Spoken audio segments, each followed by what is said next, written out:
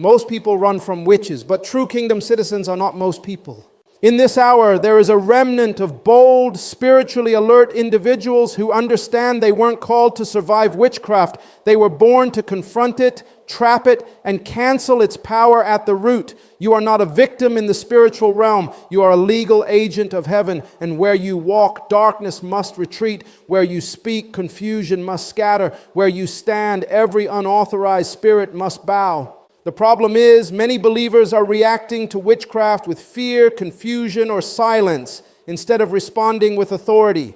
Witches operate best in ignorance. They depend on your emotional instability, your lack of spiritual knowledge, and your refusal to confront what's happening in the invisible realm. That's why the enemy works overtime to keep you distracted, exhausted, and spiritually blind.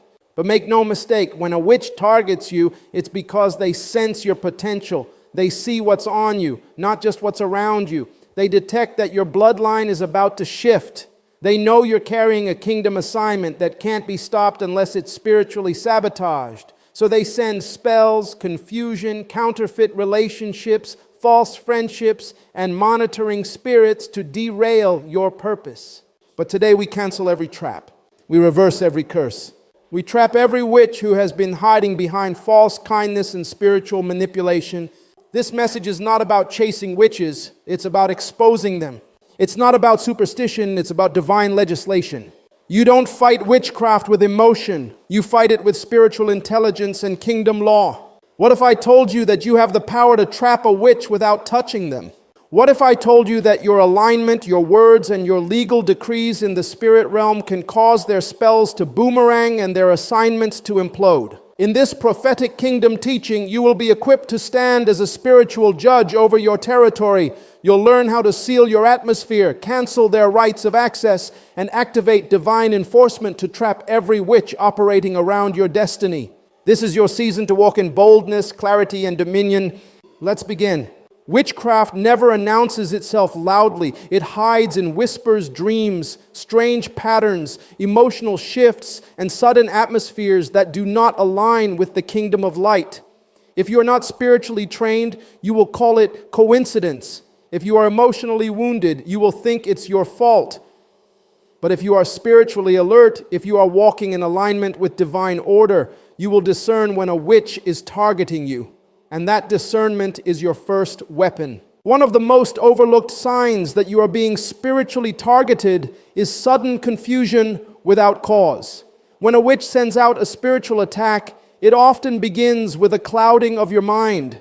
You may feel like your thoughts are spinning, your decisions are off, or your emotions are unstable, even when nothing external has changed. That's because witchcraft often operates through mind-binding spirits designed to choke your clarity, slow down your momentum, and distort your perception of what is real. It's not just an emotional battle. It's a calculated assault meant to weaken your spiritual discernment. Another sign is unusual fatigue or heaviness, especially during times of spiritual progress or obedience. Witches don't waste energy on people who pose no threat. But the moment you begin to step into alignment with your divine purpose, praying with authority, fasting with intention, cleansing your home, cutting off toxic connections, you may feel a sudden heaviness descend on your body or environment. This is not natural tiredness, it is spiritual resistance. And it often shows up as relentless tiredness, brain fog, or an unshakable sense of oppression that hovers over you like a shadow. That is often a clear indicator that a witch is working against your progress through demonic interference. Be alert to patterns, not just moments. Witches operate in cycles. If you notice that every time you try to advance, whether it's in business, relationships, finances, or spiritual growth, something always pulls you back. This is a signal that a hidden hand may be operating in the background. These patterns often follow the same script. Opportunities open, excitement builds, but just before breakthrough, confusion, strife, or sabotage hits. And it happens not once, but over and over again. That repetition is not life being unfair. It may be witchcraft being persistent. Another major red flag is the presence of monitoring spirits. These often manifest through strange behaviors in people close to you. You may suddenly notice someone asking deep personal questions with no clear reason. They seem interested in your routines, your plans, or your emotions, but their spirit feels off. They always want to know where you've been, know who you're with, or what you're planning under the disguise of concern. These are not just nosy people. In some cases, these are spiritual informants. Witches often send monitoring spirits to gather intel, and if they cannot send demons directly, they will use emotionally unstable people around you as human surveillance tools, especially those with weak spiritual boundaries. Pay attention also to strange dreams. If a witch is targeting you, one of the earliest places they attack is your sleep. Why? Because the dream realm is where spiritual transactions take place. Many people who are spiritually asleep don't realize their destiny is being manipulated at night. If you begin to dream of being chased, bitten by animals, fed strange food, entangled in webs, or seduced by faceless people, these are not just dreams. They are signs of active spiritual warfare. A witch may be attempting to plant fear, initiate soul ties, or even steal spiritual gifts through dreams.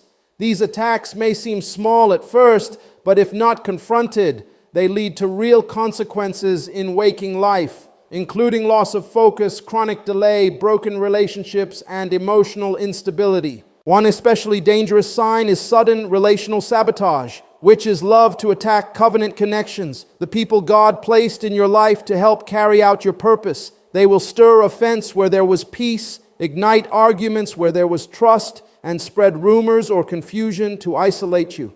This is a strategic move to disconnect you from your helpers and lock you in spiritual loneliness where you become an easy target. When conflict breaks out suddenly in key relationships without logical cause, stop and pray. That may not be a coincidence. It may be witchcraft trying to cut you off from divine alignment. You must also take seriously any time you feel like someone is watching you when you're alone. This is not paranoia. It's often a sign that a monitoring spirit has been sent to observe your movements, listen to your words, and report back to a demonic altar. If your atmosphere changes suddenly, especially at night, if you feel observed or like your dreams are being hijacked, it's time to spiritually investigate. The spiritual realm responds to sensitivity. If your spirit is uneasy, don't ignore it. Pray, declare, seal your environment. Witches can't operate where spiritual light is constantly maintained. Finally, recognize that witches often don't look like witches. They don't always wear robes, chant spells, or operate from dark corners. Sometimes they come wrapped in smiles, opportunities, or relationships that seem innocent but carry a hidden agenda. A witch can be a colleague, a neighbor, a friend, or even a spiritual figure who carries a counterfeit light. You must test every spirit, not by charisma, but by spiritual alignment. If someone enters your life and suddenly your peace disappears, your prayer life dries up, or strange misfortune begins, pause. Don't look at the person's face. Discern their fruit. Recognizing a witch's attack is not about suspicion, it's about awareness. And awareness is the first key to authority. Once you discern the pattern, you are no longer a victim of confusion. You are now positioned to respond with kingdom power. And once you recognize it, it's time to trap it. Once you recognize the signs that a witch is targeting you, the next step is not panic, it is positioning. You must shift from defense to dominion. In the kingdom of God, you don't trap witches with physical weapons, manipulation, or revenge. You trap them with spiritual jurisdiction. You trap them using laws, decrees, divine alignment, and the power of your spoken authority. A true kingdom citizen does not fight like the world. They legislate from the courts of heaven and enforce from the seat of dominion. The first step in trapping a witch spiritually is establishing legal dominion over your environment. Witches cannot operate in places where they have no spiritual access. The problem is, many people unknowingly give them access through emotional bonds, soul ties, unrepented sin, open doors, or compromised atmospheres. If you want to trap a witch, the first thing you must do is shut every spiritual gate they've been using to enter. This includes cleansing your home, anointing your space, and verbally revoking their access. Every object, every garment, every gift, every word that was spoken over you without your agreement must be addressed. Nothing in your environment should remain spiritually unguarded. Then comes the power of spiritual decrees. Witches operate through words, curses, incantations, and manipulations spoken in the dark. But kingdom citizens are called to speak with governmental authority. Your decrees are not just prayers. They are legal commands issued from your spiritual seat in heavenly places. When you open your mouth and declare, every spell sent against me is reversed and returns to the sender, you are not making a wish. You are activating the angelic forces that respond to divine law. Witches speak fear, you speak fire. Witches send curses, you send judgments. Witches whisper in the night, you decree in the light. Psalmic warfare is also a powerful weapon. Certain psalms function as legal tools of spiritual enforcement. They summon angelic backup, pronounce divine justice, and break the teeth of the wicked. When used with discernment and alignment, these psalms become legal documents in the spirit realm, not just poetic verses. Witches hate when you begin to declare psalms with revelation because it puts them on trial. You are not begging God to move. You are bringing the case before the throne and enforcing a verdict. That is why consistent meditation on and recitation of kingdom-aligned psalms is not just devotional, it is judicial. Another key to spiritually trapping a witch is binding their altars. Witches don't just attack randomly, they operate from altars, spiritual platforms that serve as launching points for their assignments. These altars may be in physical locations, but their power is spiritual. When a witch targets you, it's often because your name, your picture, your clothing, or your words have been taken to an altar for ritual manipulation. That's why you must speak directly to those altars in prayer. Declare that every altar raised against your name is now destroyed by divine fire. Command that every name, photo, or object representing you on a demonic altar be consumed. You don't need to know where the altar is. Your words can reach it, your spirit can locate it, and the authority of the kingdom can silence it. Trapping a witch also requires that you seal your spiritual gates. Your dreams, your ears, your eyes, your emotions, these are all gates through which witchcraft can operate. Witches often access people not through direct attack, but through subtle infiltration, as songs, conversations, emotions, or social media posts that are spiritually coded to pull you out of position. You must guard your gates with intentionality. Speak over your sleep. Declare before you lie down. Tonight, no unclean spirit will access my dream realm. Every spirit on assignment is arrested. My spirit is hidden under divine law, and I sleep in covenant authority. This is not superstition. This is strategic warfare. The more you protect your gates, the harder it is for witches to locate you in the spirit. Perhaps one of the most powerful tactics in spiritually trapping a witch is turning the attack into a courtroom verdict. In the spirit realm, everything is legal. Witches know this. That's why they build cases. They gather evidence, exploit your weaknesses, and then use them to file spiritual charges against you. But what they don't expect is when a kingdom citizen shows up in the courtroom of heaven and begins to file counter petitions. When you stand in prayer and say, every word spoken against me, every false accusation, and every curse is now overturned by divine law, you shift the battle from earth to the courts of the Most High. This is how you trap a witch, by forcing their illegal operation to be judged by the highest authority. You must understand, witches are legalists. They only succeed when believers are ignorant of their rights. But the moment you learn how to present your case, use your authority, and stand in alignment, you cut off their power at the source. What they sent will return. What they planned will backfire. What they tried to manipulate will be exposed. And they will find themselves trapped by the very snares they set for you. Because in the kingdom, no weapon formed against you shall prosper when you know how to cancel it by law.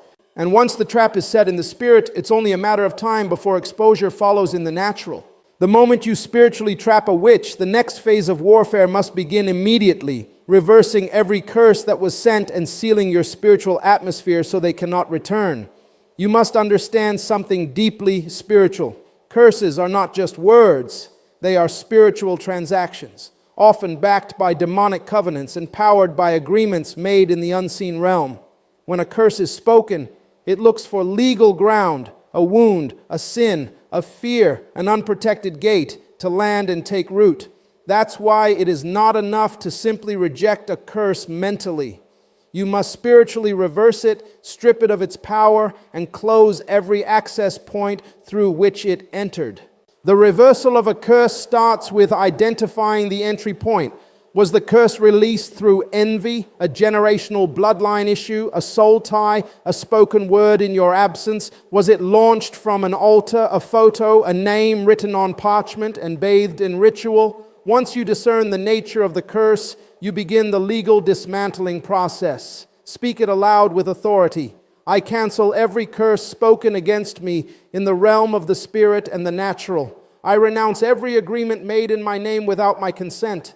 I withdraw my image, my voice, my DNA, and my name from every demonic altar, covenant, and contract. By doing this, you are stripping the curse of its legal foundation. Then you must speak the reversal. Many people only cancel curses, but canceling without reversing is like unlocking a jail cell and leaving the prisoner inside. Declare with your mouth, every curse sent to hinder my progress is now reversed into a blessing. Every hex spoken to scatter my relationships is now turned into divine restoration. Every word intended to kill my destiny shall now give life to my divine purpose. You are not just defending, you are legislating a reversal. This is how you flip the script in the spirit. Once curses are reversed, the next step is to cleanse your atmosphere. Curses often leave residue, a spiritual stench, confusion in the air, heaviness in your emotions, or strange patterns in your space. Don't ignore these signs. They are spiritual footprints left by demonic visitors. To cleanse the atmosphere, you must do three things: consecrate, declare, and seal. Start with consecration. Walk through your home with boldness. Anoint your doors, your bed, your windows, your technology, anything that has been used as a portal. Declare, this space is under kingdom jurisdiction. No unclean spirit is permitted to reside here. Every demonic residue is cast out and consumed by divine fire. They speak to the walls, to the air, to the shadows. Your words carry spiritual chemicals. They purify the atmosphere. Then move into declaration. Your home is not just a residence. It is a spiritual embassy. That means you must declare what is allowed and what is not. Say with boldness, only divine presence is welcome here. Peace reigns here. Angels move freely here. No spirit on assignment from darkness has access to this atmosphere. The frequency of this house is holiness, truth, power, and protection. When you declare this daily, you are not being religious. You are building a spiritual perimeter. And finally, you must seal your atmosphere. A sealed atmosphere is one that cannot be accessed or manipulated by witchcraft, curses, or monitoring spirits. One of the most overlooked tactics of witches is re-entry. They leave temporarily, then come back when your guard is down. That's why you don't just cleanse, you seal, speak it, and believe it. By divine authority, I seal this space with kingdom law. Every open portal is now shut. Every breach is repaired. Every access point is guarded by warring angels. I place divine surveillance over my atmosphere and declare that all spiritual movement is monitored and every intruder is intercepted. Another way to seal your atmosphere is through worship. Witches hate atmospheres saturated with praise, worship, and the fear of God. Sound shifts the spirit realm. When you play worship that is rooted in truth and kingdom revelation, it changes the frequency of your space. Demons cannot function in environments that exalt divine authority. Your worship is not emotional. It is spiritual technology. It becomes a shield, a fortress, a soundproof barrier that suffocates demonic movement. Don't forget the role of silence either. After you reverse a curse and seal your atmosphere, resist the urge to rediscuss the witch, the attack, or the trauma. Talking about them too much reopens the access you just closed. Witches operate through attention. They feed off of fear and fascination. When you move in silence after spiritual warfare, you choke the monitoring spirits and starve the enemy of access to your reactions. Let your silence testify that the matter is closed and sealed under divine jurisdiction. And remember, sealing your atmosphere is not a one-time event, it is a lifestyle. Just like in the natural, your house needs regular cleaning. Your spirit, your space, your relationships, and your routines must be kept under constant divine inspection. Check for leaks, discern for disturbances. Don't let weariness open a window. Don't let disappointment become a door. Stay sealed, stay saturated, stay centered. Because when your atmosphere is sealed by divine law, no witch can find a foothold, no curse can find a landing strip, and no spell can survive the climate of the kingdom. After all the declarations, after the warfare, after the reversal of curses and the sealing of your atmosphere, there is one truth that determines whether your victory will be permanent or temporary: kingdom alignment. Without it, all your authority is unstable. Without it, your spiritual weapons may fire, but not hit their mark. Without it, your protection has gaps. But when you are aligned with the government of the kingdom, when your thoughts, lifestyle, relationships, words, and motives all reflect heaven's order, you become a vessel that cannot be touched, tracked, or twisted by witchcraft. Witches are legalists. They do not simply cast spells randomly. They operate through legal openings in the spirit. They search for violations in your alignment, doors left open through rebellion, unrepented sin, bitterness, disobedience, or ignorance of divine protocol. These gaps in alignment give them access to accuse, to enter, and to afflict. This is why the most powerful form of spiritual warfare is not just shouting oil or psalms. It is obedience. Obedience is alignment in action. When your life matches the pattern of the kingdom, the witch's access is revoked. You are hidden under divine covering, not just in prayer, but in posture. Alignment begins in the heart. You can speak powerfully with your mouth, but if your motives are off, if pride, revenge, or personal gain drive your actions, your spiritual authority is weakened.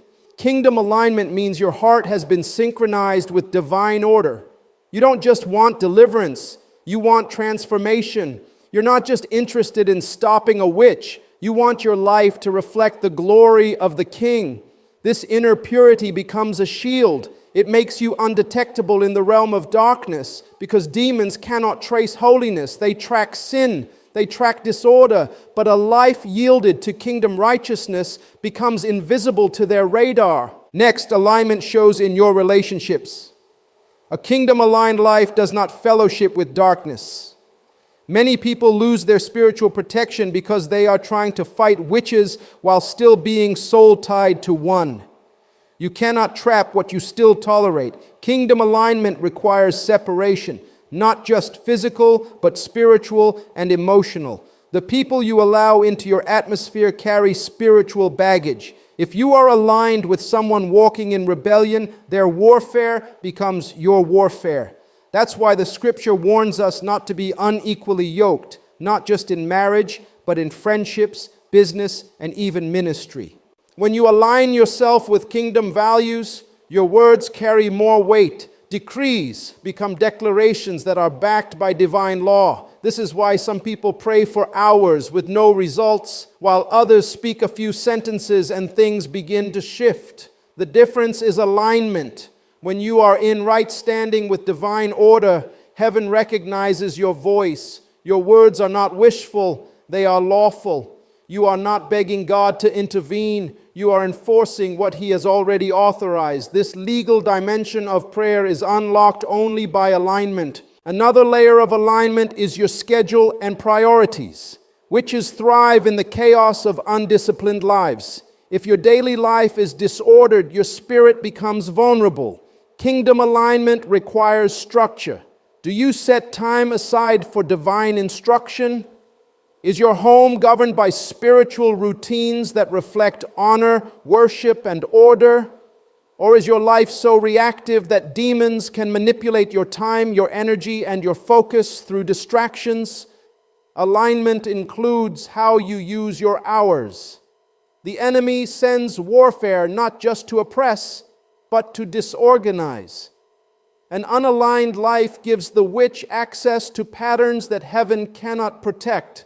But when your time is submitted to divine priority, your protection is sustained. Don't overlook alignment in speech. What you say, what you joke about, what you confess in weakness, all of it shapes your spiritual climate. A kingdom-aligned believer guards their tongue. Words spoken in frustration can become curses. Jokes spoken in insecurity can open spiritual doors. Gossip spoken in ignorance can become agreements with darkness. But when your speech is aligned with truth, honor, and power, you don't just protect yourself, you build a wall around your destiny. Every sentence becomes a brick in your fortress. Kingdom alignment also touches your submission to divine authority. Many people want to command demons, but are unwilling to be submitted to anyone spiritually. This is a contradiction. Even angels operate under rank and submission. If you are rebellious to divine leadership, your spiritual rank is unstable. Alignment requires humility. It demands that you sit under wisdom, accountability, and instruction so that your authority is matured and validated. Demons recognize rebellion because that's the nature of their kingdom. But when you submit under divine alignment, your authority becomes legally binding in the courts of heaven.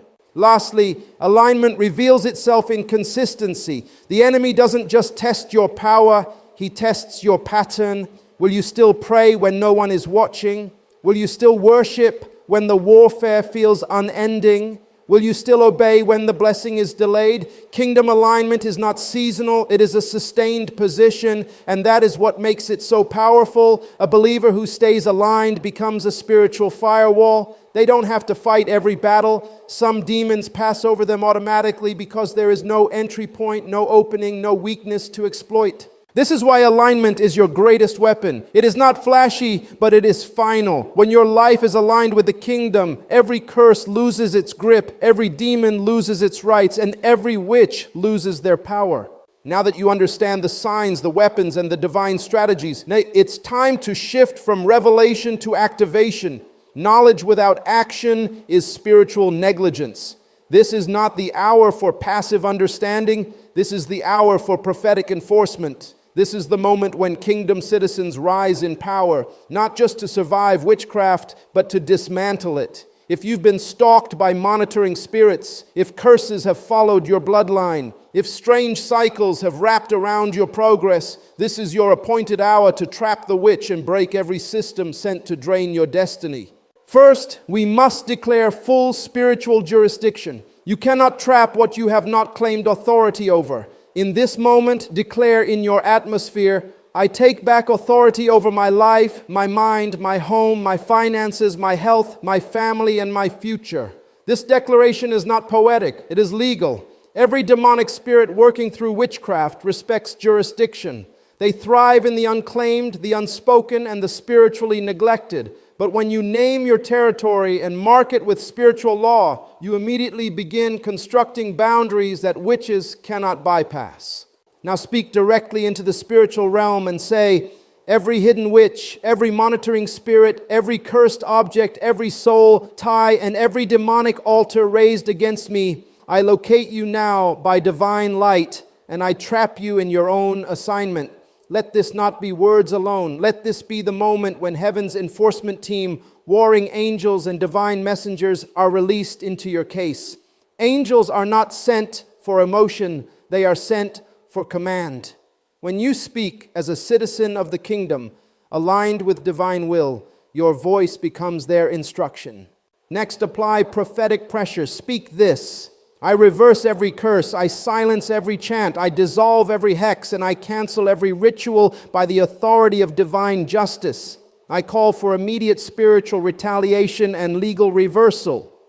These aren't just emotional affirmations, they are courtroom decrees. Witchcraft operates through demonic contracts. Your job is to break them by invoking higher laws, kingdom laws. There is no spell, no potion, no demonic alignment that can override a decree made from the realm of righteousness. You are not requesting, you are legislating. Now release angelic assignments. Say, let warring angels now enter every dimension of my life. Let them uproot, expose, and scatter every hidden altar, every occult agreement, and every demonic portal. Let no witch hide in my circle, in my family, or in my region. Let every system of spiritual surveillance be shattered now.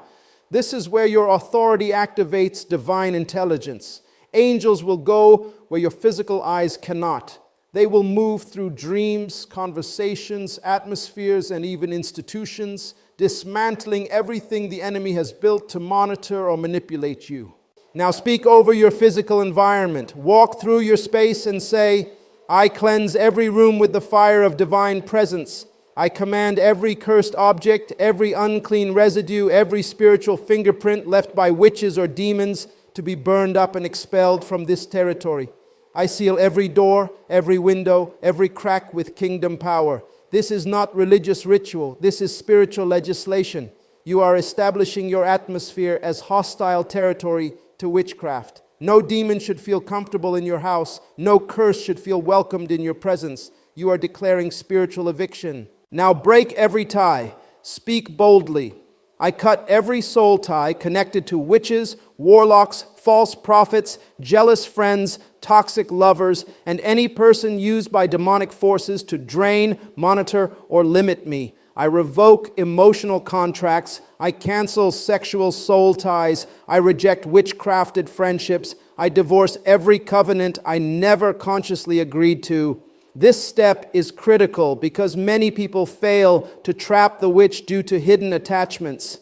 If the enemy has access to your emotions, he still has an anchor in your life. But when you cut the tie, you cut the leash.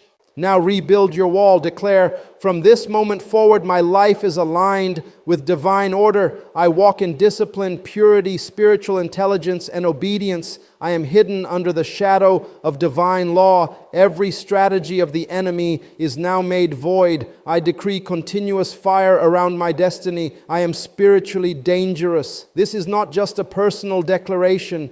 It is a spiritual rebirth. You are not returning to a fearful version of yourself. You are walking out of this moment with a different scent in the realm of the Spirit. You no longer smell like prey. You now smell like a problem to the kingdom of darkness. Now release the final command. Stand in your spiritual posture and say, I issue a spiritual arrest warrant for every unrepentant witch assigned to my life. Let them be exposed, removed, and rendered powerless. Let every altar fall. Let every weapon fail. Let every plan backfire. From this moment, I enforce total lockdown on demonic surveillance and trap every spirit of witchcraft in the very pit it came from. I do not negotiate. I legislate. This is where the trap is sprung, not by your emotion, but by your alignment and legal enforcement. This is not superstition. This is divine strategy. You have now spoken, legislated, and activated heaven's order on earth. You are not the same. You are not exposed. You are covered. You are not chased. You are in charge. You are not confused. You are activated. And from this moment, the trap is set. Every witch, every demon, every unclean force has been cornered by divine law.